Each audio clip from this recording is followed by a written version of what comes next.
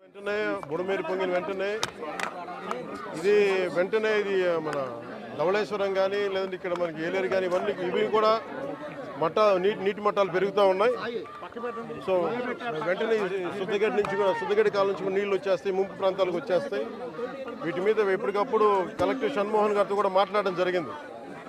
ఇది 2వ తారీఖు 3వ తారీఖు నుంచి మాట్లాడుతూనే ఉన్నాం, డేంజర్ లెవెల్స్ లేవని.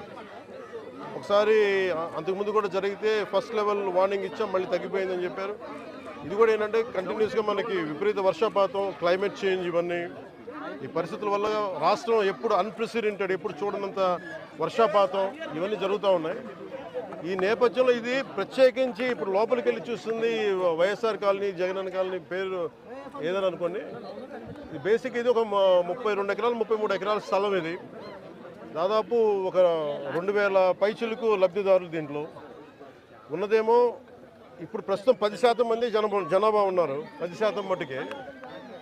లోపలికి వెళ్ళి చూస్తే అసలు బేసిక్గా లోపల మనకి ఈ డ్రైనేజ్ కానీ రోడ్లు కానీ ఏమీ లేవు. కనీసం వాళ్ళు అడిగేది ఏంటంటే కనీసం ఇప్పుడు దీనికి కనీసం బ్రిడ్జ్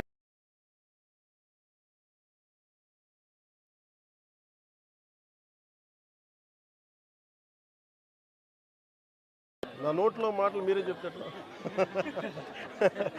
అంటే ఇది ఇప్పుడు నేను మన బుడమేరు గురించి చెప్తాను. ఇది అంచెలంచెలుగా ప్రతి ఒక్కళ్ళు దీన్ని ఇంక్రిమెంట్గా పెంచుకుంటూ వెళ్ళిపోయారు. ఉదాహరణకి ఒకరితో మాట్లాడుతుంటే, వాస్తువులతో మాట్లాడుతూ ఉంటే ఇది 2 లారీలు వెళ్ళేంత దారి ఉంది. నదీ పరివాహక ప్రాంతాన్ని ఇది ఈజీగా వెళ్ళిపోయేది. కొంతమంది చెట్లు వేసి ఆ గట్లని వాళ్ళ పొలాలు కలుపుకోవటం అదొకటి.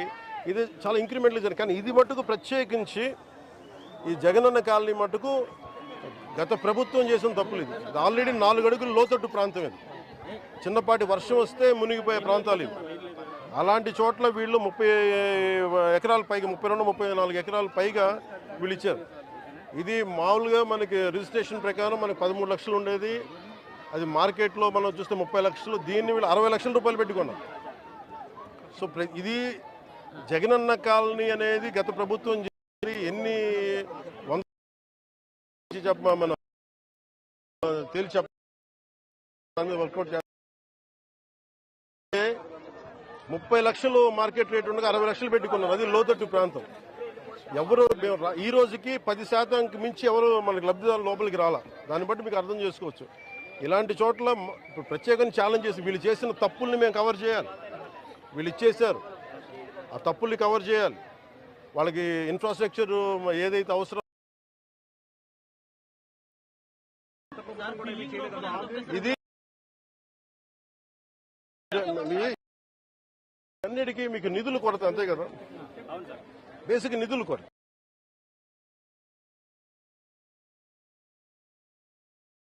దాదాపు కాలనీకే వేస్ట్ చేశారు.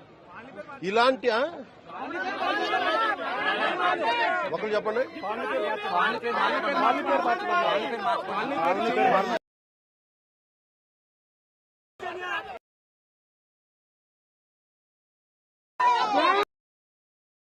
అలాగే ఒక నిమిషం. కాలనీ జేబులో డబ్బులు కాదు.